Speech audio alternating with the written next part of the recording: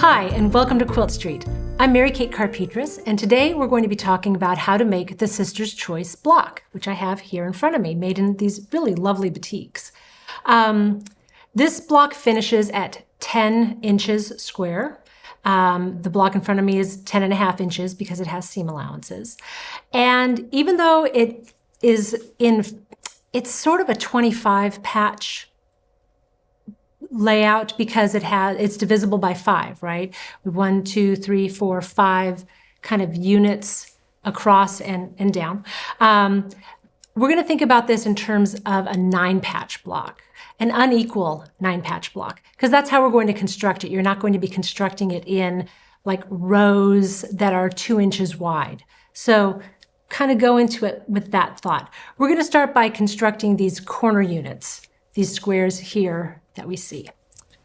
Let's push that over to the side and bring in the first unit that you're going to make is the rectangle unit. And it uses stitch and flip technique, which is pretty nifty. So we're starting off with our fabric A is this lighter color, 2.5 inch square and a 4.5 inch by 2.5 inch rectangle. Mark the back of your squares with a diagonal line from corner to corner and lay it on your rectangle. And this orientation does matter, okay? You wanna make sure that the line is oriented so it goes from the upper left to the lower right. Then you're going to stitch on the line. You're not gonna stitch 1/4 inch away as you would maybe with a half square triangle unit, which we'll get to later. You're going to stitch right on that line. Or if you really wanna be precise, maybe just a hair, a thread, just to the outside of it, okay? Because then when you flip it over, you'll see how it lines up perfectly to recreate that rectangular shape. Before you do that though, you're going to trim your seam allowance, trim it to 1/4 inch, and then you press it open, and you end up with your lovely piece or rectangle unit here, using that stitch and flip. You don't need to use any sort of templates. You get that nice angle going on right there. You're going to make 4 of those for this block, all going in the same direction. Next is half square triangle units. So let's talk about that. You're going to start off with 2 3-inch squares. These units finish at 2 inches. So what we do at Quilt Street is we make half square triangle units by starting with squares that are a full inch larger than what the finished size of the unit's going to be. Finishes at 2 inches, we're starting off with 3-inch squares. Again, draw a diagonal line on the wrong side, or if you're using a batik, a side, of your fabric A 3-inch square, and then you layer it right sides together onto your fabric B 3-inch square. And then this is where you stitch 1/4 inch on either side of that drawn line, as we see here. And then you cut the units apart on the drawn line, as we see here, and you press them open, and you get your 2 half square triangle units. So now let's trim these half square triangle units. As we said, we do have you cut the squares oversized, so we want to trim them down so that they so that they measure 2.5 inches. They're going to finish at 2 inches, so we want to trim them down to a nice square 2.5 inches. Using a square ruler or whatever you have that has a 45-degree marking on it, that really does make it a lot easier. You're going to line up that 45-degree mark on the seam. Excuse me, I'm going to pull it in toward myself so I can see a little bit better.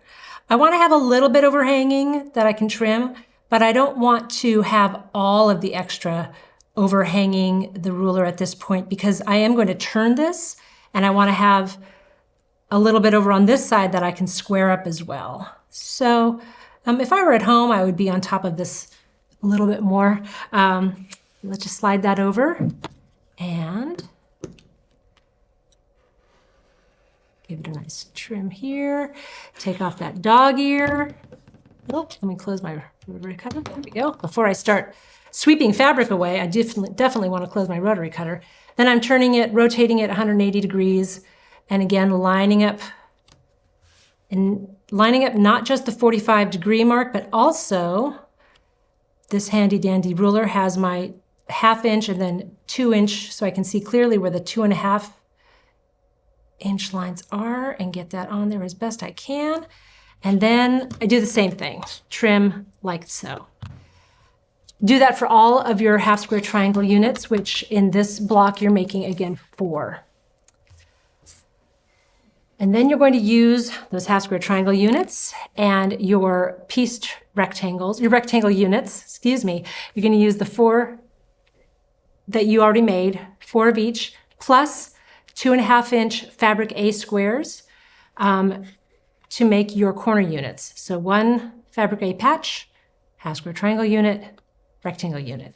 You're going to join these 2 together, and then you're going to join them to the rectangle unit to make your corner unit. Just want to point something out about the fabric that was used in this sample. Because of this lovely batik, you can see the seam line.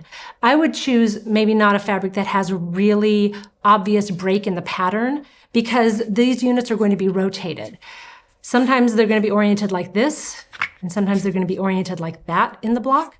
The overall effect is the same, but if you have a fabric that is very obvious where the seam line is, you maybe won't want that. It's up to you. It's just something to keep in mind when you're choosing your fabric for this block. So you're going to make your 4 corner units. I'm going to pull this off and save this for later.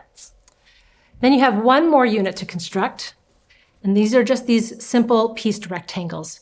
2 2.5 inch squares, 1 from fabric A, 1 from fabric B. Join them. You're going to make 4 of these pieced rectangles. Pieced rectangles, excuse me. And then I'm going to save that one so that I can show you how it looks in the block layout. And this is where that 9 patch idea comes into play, because that's how we constructed it. So let's put you into place and you go right there. And as you can see, sometimes the rectangle unit is going vertically, and sometimes it's going horizontally in the corner units. So that's why I was talking about the fabric that you choose and how it might look in the block. So this is our unequal 9 patch layout, right? It still is 9 units, 9 components, but the center ones are smaller and the corner ones have been enlarged. You're going to join these in rows.